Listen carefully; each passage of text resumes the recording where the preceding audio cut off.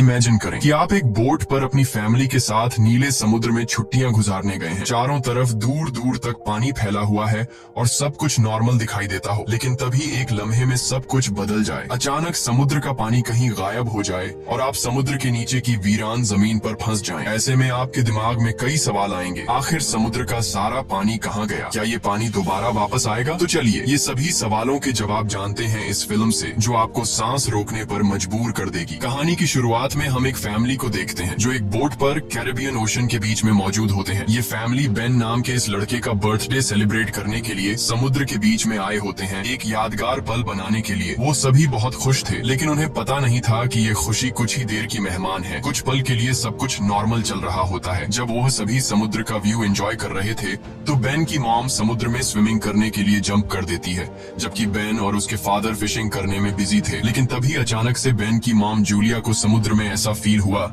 जैसे कोई बड़ी सी चीज उसके आसपास चक्कर लगा रही हो। जब वह यहाँ वहाँ देखती है तो उसे कुछ भी नहीं दिखाई देता, लेकिन तभी अचानक से कोई उसे समुद्र के नीचे खींच लेता है और साथ ही उनके बोट पर जो इक्विपमेंट्स हैं वह तेजी से यहाँ वहाँ डायरेक्शन चेंज करने लग जाते हैं, जैसे कुछ बड़ा हो रहा हो। बेन और टॉम इस बदलते हालात को अच्छी तरह समझ नहीं पाते क्योंकि वह फिशिंग करने में बिजी होते हैं। वही जूलिया देखती है कि वह अपने बोट से कुछ ही सेकंड्स में काफी दूर आ गई है और वह डूब रही है। वह खुद को बचाते हुए टॉम को जोर जोर से आवाजें देने लगती है, लेकिन जूलिया बोट से काफी दूर होने की वजह से उस पर किसी का भी ध्यान नहीं जाता। और यहाँ पर जूलिया को फील होता है कि समुद्र का पानी तेजी से पीछे की तरफ जा रहा है। जूलिया अपनी बेटी कैसी को आवाज देने लगती है, लेकिन कैसी हेडफोन लगाकर सनलाइट एंजॉय कर रही होती है। बेन, कैसी और टॉम को बिल्कुल भी नहीं पता होता कि जूलिया स्विमिंग करने समुद्र में उतरी है। जूलिया धीरे धीरे उनसे और दूर होती जा रही थी, लेकिन तभी खुशकिस्मती से टॉम को हल्की सी जूलिया की आवाज सुनाई देती है। वह जूलिया को देख लेता है और टॉम उसे बचाने के लिए फौरन पानी में जंप कर देता है। दूसरी तरफ बेन बोट का इंजन स्टार्ट करके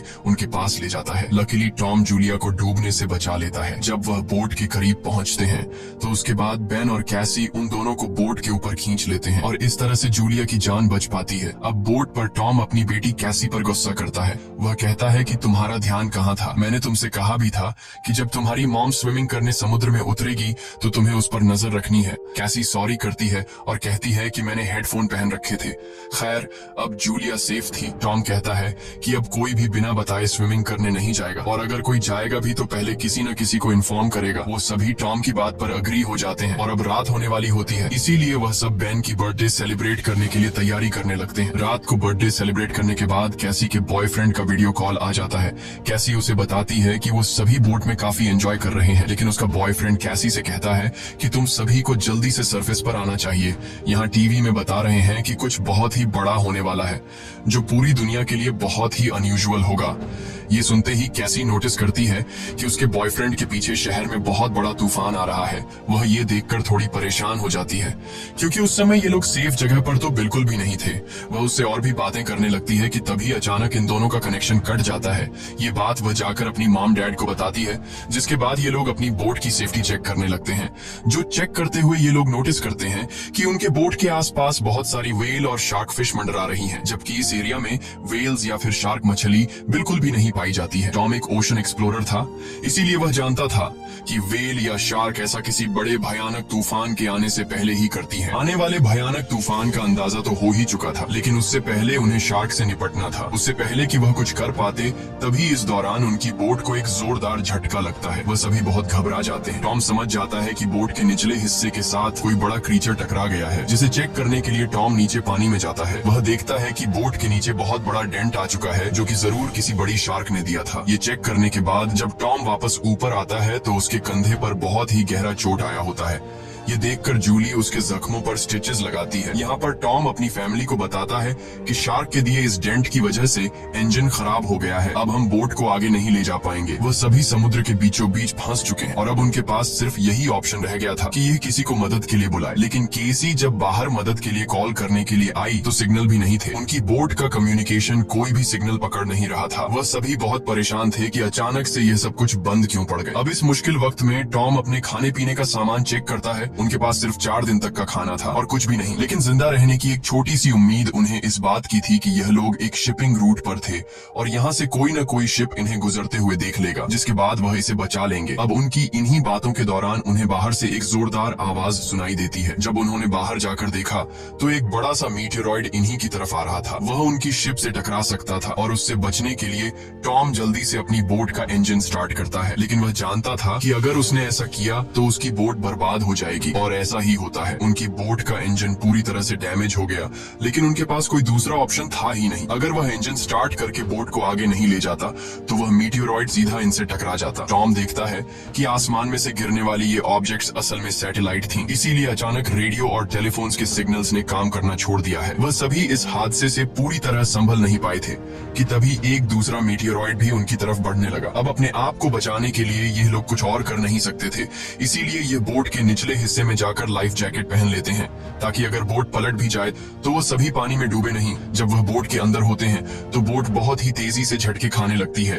वह सभी समझ जाते हैं कि अब ये लोग बच नहीं पाएंगे। तभी अचानक इन लोगों को एक जोरदार आवाज सुनाई दी और ये सभी बेहोश हो जाते हैं। जब इन्हें होश आया तो ये लोग पाते हैं कि ये लोग जिंदा थे। हालांकि इन्हें चोटें जरूर आई थीं, मगर हैरानी की बात यह थी कि अब उनकी बोट के अंदर कहीं छोटी बड़ी सुराखें हो चुकी थीं, लेकिन उससे पानी अंदर नहीं आ रहा था। अब जब यह पूरी फैमिली अपने बोट से बाहर आकर देखती है तो यह नजारा देखकर वह सभी हैरान रह जाते हैं। वह देखते हैं कि उनकी बोट के नीचे पानी ही नहीं, उनकी बोट के आसपास जमीन पर मछलियां पड़ी थीं और उनकी बोट एक वीरान पहाड़ी इलाके में थी, जैसे यह लोग किसी दूसरी दुनिया में आ गए हों।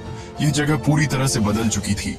जहां कल रात तक पानी था वह जगह अब ऊंचे ऊंचे पहाड़ों और गड्ढों की तरह दिख रही थी। वह सभी जल्दी यह बात रियलाइज कर लेते हैं कि वह किसी डिजर्ट में नहीं बल्कि वह अभी भी समुद्र के बीचों बीच है। बस समुद्र का सारा पानी यहाँ से किसी दूसरी जगह शिफ्ट हो गया है। अब टॉम जल्दी से अपना कंपास निकालता है और डायरेक्शन देखने लगता है और वह समझ जाता है कि यह जरूर धरती के साथ कुछ गड़बड़ हुई है। धरती के पोल चेंज हो गए हैं। नॉर्थ पोल की जगह साउथ पोल आ गया था, जो कि साउथ पोल की जगह नॉर्थ चला गया था और इसीलिए जहाँ पर पहले जमीन पर लोग बसते थे समुद्र का सारा पानी वहाँ पर चला गया है और अब समुद्र की जगह जमीन बन चुकी थी। इस चीज का पता लगने के बाद यह सब लोग हैरान रह गए। एक और भयानक बात टॉम ने उन्हें यह बताई कि इस सब के बीच जो इंसान जिंदा जमीन पर थे वह सभी मारे गए होंगे। किसी को यह बात बहुत ज्यादा तकलीफ देती है। वह अपने आप को कैबिन में बंद कर लेती है क्योंकि उसे पता चल चुका था कि उसका बॉयफ्रेंड अब इस दुनिया में नहीं रहा। लेकिन अब एक और बात थी जो कुछ ही देर बाद उन्हें पता चलने वाली थी और वह बात सुनकर उनके होश उड़ने वाले थे। खैर अब जूली यहाँ पर बचे हुए खाने को इकट्ठा करने लगती है और बेन अपने बर्थडे के सारे बलून हवा में उड़ाता है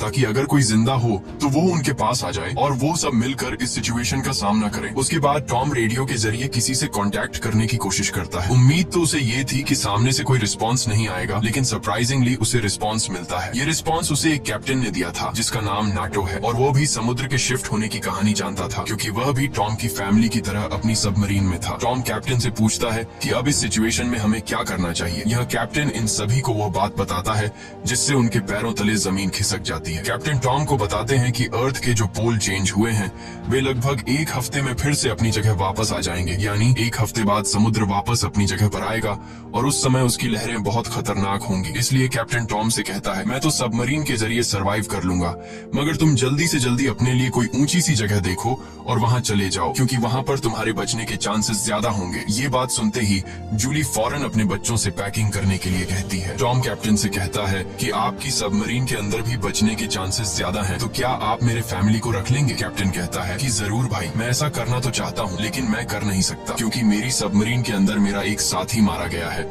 और यहाँ पर सिर्फ 2 लोगों की ही जगह है। मैं एक आदमी को तो रख सकता हूँ लेकिन फिर भी एक बाहर ही रहेगा। और यहाँ पर टॉम कैप्टन से रिक्वेस्ट करता है कि प्लीज आप मेरे दोनों बच्चों को किसी तरह से रख लें, इसके बदले में आपको हमारे पास बचा सारा खाना दे दूंगा। जिसके बाद कैप्टन उसकी बात मान लेता है और कैप्टन टॉम को मैन्युअली मैप पर अपना लोकेशन समझा देता है। उसके बाद टॉम उस सबमरीन की लोकेशन का अंदाजा लगाता है और वो अपनी वाइफ को बताता है कि हम सिर्फ 2 दिन में वहाँ तक पहुँच जाएंगे, यानी ये समुद्र का पानी वापस आने से पहले हम अपने बच्चों को सही सलामत वहाँ तक पहुँचा सकते हैं और इस तरह से हमारे दोनों बच्चों की जान बच सकती है। अगली सुबह ये पूरी फैमिली अपने सफर के लिए तैयार थी तो टॉम देखता है कि दूर से एक अजीब सा आदमी अपने डॉग के साथ उनकी तरफ चला आ रहा है। टॉम देखता है कि वह आदमी घायल है, इसलिए टॉम ने उसकी मदद करनी चाहिए। वो पानी की बोतल लेकर उसके पास जाता है। इस आदमी ने टॉम का पानी पीने के बाद उसका शुक्रिया अदा करने के बजाय उल्टा उस पर अटैक कर लेता है और ये चीज दूर खड़ी जूली भी देख लेती है। तो आदमी अपने पास पड़े हुए चाकू से टॉम पर हमला करके उसकी जान ले लेता है। उसके बाद वो आदमी जूली की तरफ बढ़ता है। अब अपने हस्बैंड को तो वो नहीं बचा पाई, लेकिन जल्दी से वो बोट के अंदर जाती है और कैबिन में अपने दोनों बच्चों को लॉक कर देती है। उसके बाद वो केसी को एक फ्लेयर गन देती है और कहती है कि इसका यूज तब करना जब हम बहुत ही मुश्किल हालत में हों। अब ये बात कर ही रहे थे कि वह आदमी उनकी बोट तक भी पहुंच जाता है और उससे बचने के लिए जूली बाथरूम के अंदर चली जाती है। अब यहाँ पर वो किलर उनकी बोट पर सर्च करना शुरू कर देता है और जैसे ही उसे यहाँ खाना मिलता है वह खाना शुरू कर देता है। वह खाने पर ऐसा टूट पड़ता है जैसे वह पिछले कई दिन से भूखा हो। खाना खाने के बाद जब वह जूली को ढूंढने लगता है उसके बाद वह सीधा कैबिन की तरफ जाता है, लेकिन वहां जाकर उसे पता चलता है कि जहां से आवाज आ रही थी वहां कोई भी नहीं है। दरअसल जूली बोट में हुए छेद से निकलकर यहां से बाहर निकल चुकी थी, लेकिन उस आदमी का जो डॉग होता है वह जूली को देख लेता है और जूली पर भौंकने लग जाता है। अब मजबूरी में जूली को उस डॉग को चुप कराने के लिए उसे मारना पड़ता है और वह खुद बोट के नीचे छुप जाती है। हालांकि वैसे तो वह उस किलर को नहीं मिल पाती, लेकिन जब वह बाहर झांक कर अपने डॉग को मरा देखता है तो वह समझ जाता है कि जूली बोट से बाहर है। अब जैसे ही वह उसे पकड़ने के लिए बोट से नीचे उतरा तो जूली वापस बोट के ऊपर जाकर एक टूटे हुए शीशे को अपना रास्ता बनाते हुए फिर से बोट के अंदर आ जाती है। लेकिन थोड़ी देर में यहाँ पर जूली उस आदमी के हाथों पकड़ी जाती है। वह उसे उसके बालों से पकड़ के उसे मारने लग जाता है। वह जूली का गला दबाने लगता है। अब वह किसी तरह से खुद को बचाने के लिए उस किलर से लड़ने लगती है। कैसी जो ये सब केबिन से देख रही थी उसे याद आता है कि ये फ्लेयर गन यूज करने का अच्छा मौका है। वो फ्लेयर गन चला देती है जिससे आदमी दूर जा गिरता है, लेकिन उसे ज्यादा कुछ नहीं होता, बस उन्हें भागने का मौका मिल जाता है और बोट में आग भी लग जाती है। अब जूली जल्दी से अपने दोनों बच्चों को बचाने के लिए उस बोट से बाहर निकल जाती है। बोट से निकलते वक्त वो किलर एक बार फिर से जूली पर हमला करता है, लेकिन इस बार जूली उसे लात मारते हुए पीछे गिरा देती है। बाहर जाने के बाद कैसी और बेन अपने फादर की डेड बॉडी को देखकर रोने लगते हैं। उन्होंने इस सब की बिल्कुल उम्मीद नहीं की थी। बेन अपने पिता की मौत का खुद को जिम्मेदार ठहराता है। वो कहता है कि न मैं वो बलून ऊपर छोड़ता और न ही आदमी उन्हें देखकर यहाँ आता। अब यहाँ पर जूली भी अपने हस्बैंड से लिपट कर रो रही थी कि तभी वो देखती है कि वो किलर उनकी जलती हुई बोट से बाहर निकल आता है और अब उनके लिए यहाँ पर रुकना सेफ नहीं था, इसीलिए वो अपने दोनों बच्चों को लेकर यहाँ से भागती है। कुछ ही देर बाद उनकी जलती हुई बोट ब्लास्ट हो जाती है। भागते भागते ये लोग काफी थक चुके थे, इसलिए ये एक पहाड़ी के पीछे आराम करने के लिए रुक जाते हैं, क्योंकि उन्हें लग रहा था कि शायद इस किलर ने यहाँ उनका पीछा छोड़ दिया है। बेन यहाँ पर भी रो रहा था। कैसी उसे हौसला देते हुए पीने के लिए साफ पानी देती है, लेकिन बेन पानी पीने से भी इनकार कर देता है। जूली अपने बेटे को समझाती है कि इसमें तुम्हारी कोई गलती नहीं, वो तो तुमने मदद के लिए बलून हवा में उछाले थे। तभी जूली ने देखा कि वो किलर अभी भी उनके पीछे आ रहा है। अब तीनों जल्दी से किलर से बचने के लिए भागना शुरू कर देते हैं। भागते भागते ये लोग बहुत थक चुके थे, लेकिन जब भी ये पीछे मुड़कर देखते हैं तो वो किलर उनके पीछे ही आ रहा होता था। अब ये लोग रुकते नहीं,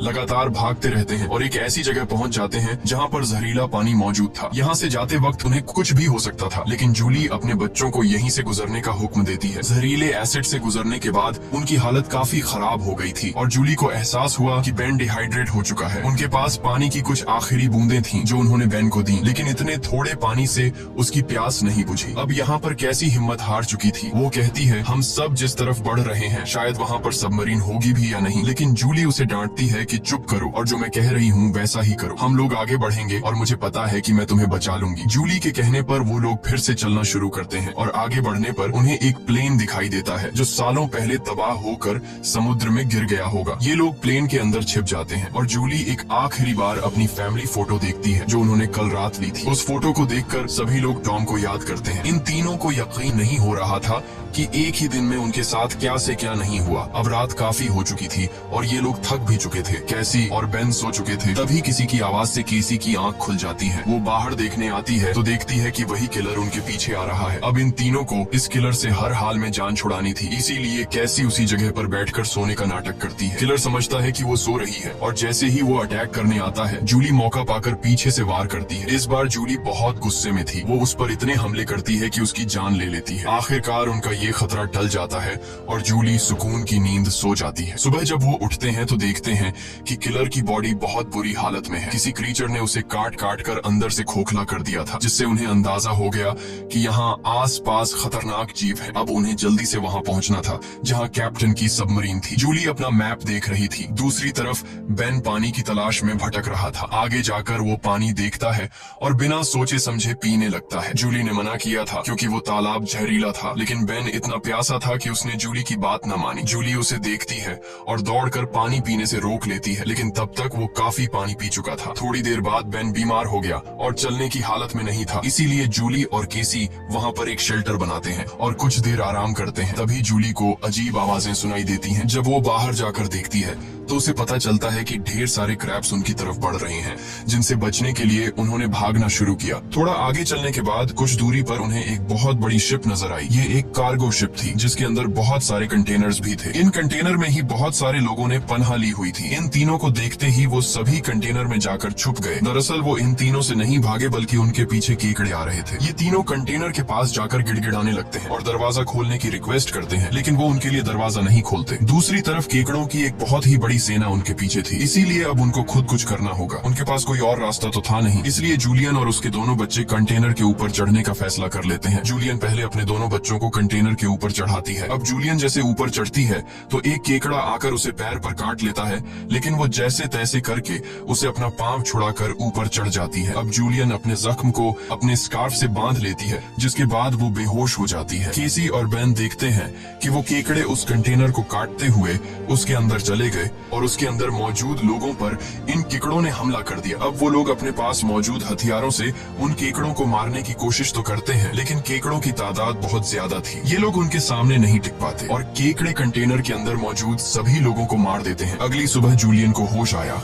उसने देखा कि उसके दोनों बच्चे यहाँ नहीं हैं। वो बुरी तरह से डर गई कि कहीं मेरे बच्चों को कुछ हो नहीं गया हो, लेकिन तभी दूर से उसे केसी और बेन आते हुए दिखाई दिए, जो असल में खाने पीने और हथियार की तलाश में गए हुए थे। खैर, अब यहाँ पर वो केकड़े भी नहीं थे। अब जूलियन अपने केकड़े के काटे जख्म को ठीक करती है, जबकि बेन कंटेनर के अंदर मरे हुए लोगों के वेपन्स कलेक्ट कर लेता है ताकि उससे खुद की सेफ्टी के लिए यूज कर सके, और वहाँ उन्हें थोड़ा बहुत खाना भी मिल जाता है। खैर, इसके बाद जूलियन कैप्टन से कांटेक्ट करती है, जिस पर वो बताता है कि मेरे ऊपर भी इसी क्रीचर्स ने अटैक कर दिया है और अब मैं बहुत ज्यादा जख्मी हूँ, मैं तुम्हारी मदद नहीं कर सकता। और साथ ही वो जूलियन को ये भी बताता है कि अब समंदर का पानी बहुत जल्द वापस फिर से अपनी जगह पर आने वाला है, इसीलिए तो ये सी क्रीचर फिर से यहाँ वापस आ गए हैं। जूलियन रोने लग जाती है क्योंकि इन लोगों को ये भी नहीं पता था कि सबमरीन तक जाने के लिए उन्हें कौन सी डायरेक्शन में जाना है, क्योंकि सारी रात भाग दौड़ में उनका मैप भी कहीं गिर गया था। इसलिए कैप्टन उनकी आसानी के लिए अपनी फ्लेयर गन से हवा में फायर करता है और बेन उसे देख लेता है, मगर वो जगह उनसे बहुत दूर थी। ये लोग तेजी से सबमरीन की तरफ बढ़ने लगते हैं, लेकिन अभी तक वहाँ तक पहुँचना नामुमकिन लगने लगा,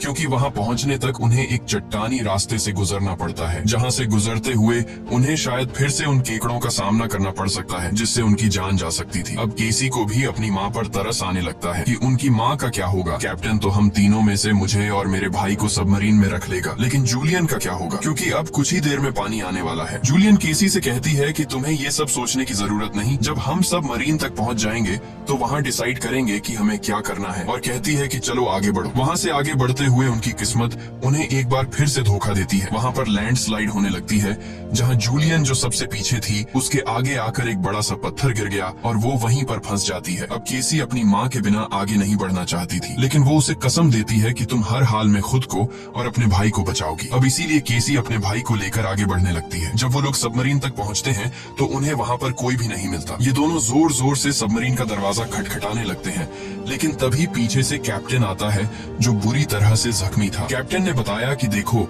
सबमरीन में 3 लोग बैठ सकते हैं और मेरे बचने के चांस बहुत कम है, इसीलिए अगर मैं सबमरीन में बैठकर पानी से बचते हुए ऊपर सरफेस तक पहुंच भी जाता हूं, तब भी मैं नहीं बच पाऊंगा। ये बात सुनकर केसी जल्दी से वापस पीछे मुड़ गई और तेजी से जूलियन की तरफ आने लगी। वहां फिर से उन केकड़ों का सैलाब आने लगता है, जहां पर जूलियन अपनी गन से उन सबको शूट करने लगती है, लेकिन कुछ ही देर में उसकी बुलेट्स खत्म हो जाती हैं। अब इससे पहले कोई क्रीचर आकर उस पर हमला करता, केसी ऊपर से उसे हाथ देती है और आखिर उसकी मदद से जूली यहाँ से बाहर निकलने में कामयाब हो जाती है और यह लोग जल्दी से भागते हुए सबमरीन तक आ जाते हैं। अब यह लोग बिना ज्यादा वक्त गवाए सबमरीन के अंदर बैठ जाते हैं और वो भयानक केकड़े भी उनके पीछे आ जाते हैं, लेकिन तभी एक बहुत ही बड़ी भयानक समुद्री लहर उन्हें अपनी तरफ आती हुई दिखाई देती है, जो कई 100 मीटर ऊंची थी, दिखने में बहुत ही खतरनाक लग रही थी। वह तेजी से जोरदार तरीके से उनके सबमरीन से आकर टकराती है, जिससे यह लोग बेहोश हो जाते हैं। जूली को जब होश आया तो हैरानी की बात थी कि उनकी सबमरीन पानी में नहीं थी, बल्कि समुद्र की वह बड़ी लहर उनकी सबमरीन को बहाकर एक शहर में ले आई थी, जो कि पूरी तरह से तबाह तबाह हो चुका था, जिसे देखकर साफ समझ आ रहा था कि जमीन से अब इंसानों का सफाया हो चुका है। और बस यही सीन दिखाते हुए